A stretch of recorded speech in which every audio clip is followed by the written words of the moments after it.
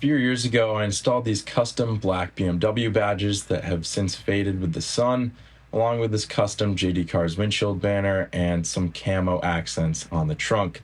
But I'm looking to change up the look and clean things up today, so we're going to install some new custom badges and a new sunstrip. I picked these custom black BMW roundels off of Amazon for about 30 bucks, and we're going to be painting the backing plates that come with it using some standard hardware store paint and clear coat. So what I'm doing here is scuffing up the separate silver chrome backing plate that comes with the emblems, and I'm hanging them up on a sawhorse for paint. As you can see, I kind of used too much length with the tape there. I'm gonna move them up a little bit so they don't sway as much, but I'm gonna do about 5 coats of black paint, let that dry, and we'll come back and hit it with about 3-4 coats of clear coat.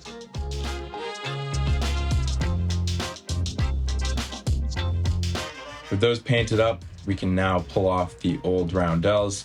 Just heat it up a little bit with a heat gun, and you can either pry it off with your hands or a plastic pry tool. We're going to install our new black backing plate with some 3M Extreme mounting tape, apply a little bit of epoxy to the backing plate, and then install our new roundel. Going to repeat the same process on the trunk here, except we're pulling off this camo vinyl accent, and I think it looks a lot cleaner without that. Let me know what you guys think down below. Same thing as the front, we're going to heat up the 3M Extreme mounting tape on the back of the backing plate, center it, and then firmly press it into place. With a little bit of epoxy applied, we can apply our roundel, make sure it's secured, and it's now time for our new sunstrip. To start off, we're going to pull off these little trim pieces on either side of the windshield. There's no fasteners, they just pop right off. And I'm just using a heat gun here to make pulling off the old banner a little easier.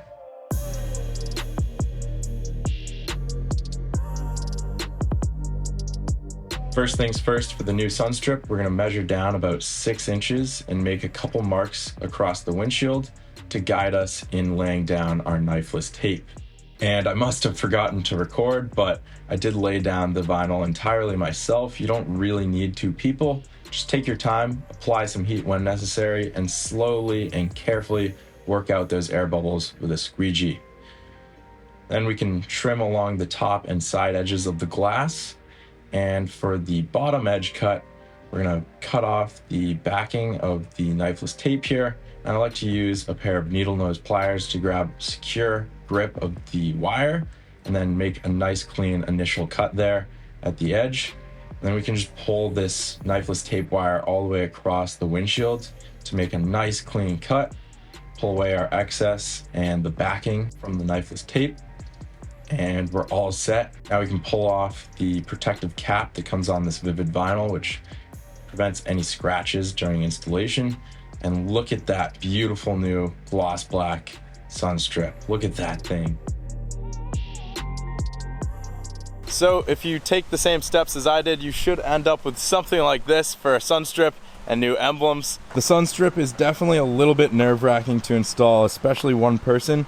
But this does go to show you can do it one person. You don't need a second set of hands to get a solid sunstrip laid down. I'm really happy with how this one came out, and I really like that Vivid uses that protective film over the vinyl so we don't scratch it up during installation. Also, if you're worried about messing up, you can just pick up a second roll for 10 bucks or whatever it is, and you have a second attempt. In terms of the emblems, I'm really happy that I blacked out the chrome ring this time. I think it makes the entire emblem and front end look a lot cleaner, and it doesn't look as chintzy or, aftermarket cheap looking without that silver shiny ring around it. I much prefer this look. It looks and feels pretty high quality, and I've actually had this painted ring on the car here for, I don't know, maybe 3 weeks now, and the paint on that outer ring is holding up really well. And I bet you no one at the Keys show knew that I painted this outer ring with hardware store spray paint. As sad as that is to say for a BMW. But same goes for the wheels. I'm really happy that I blacked out that outer silver ring. I'm really happy with how these look. I mean, come on. That looks killer. It really goes with the black and gray theme. Same thing in the rear, of course. And just like the hood, the trunk emblem is completely blacked out around the edges. No silver ring.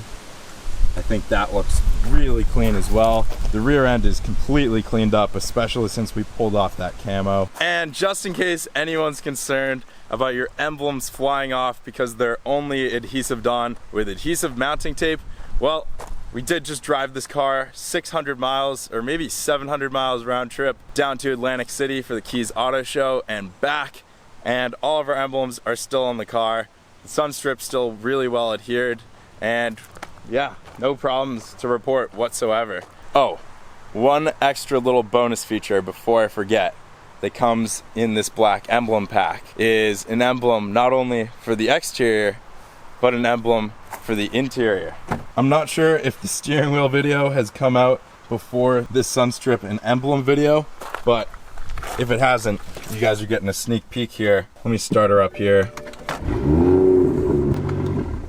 There we go. We completely decked out the F30 steering wheel with a new Alcantara cover, red stitching, red indicator up top, new aluminum CNC paddles from Keys Motorsports, and a new emblem here in the middle, which I'm really happy to report. This was a lot easier to install than the stock sport wheel.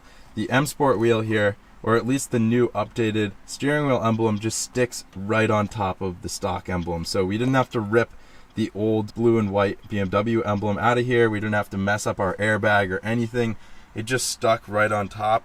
And honestly, from the sides, you can't even really notice that it's stuck on there. I mean, if you look really closely, you can see the gap. But from like average distance here, or from the driver's position, you can't tell that's stuck on there.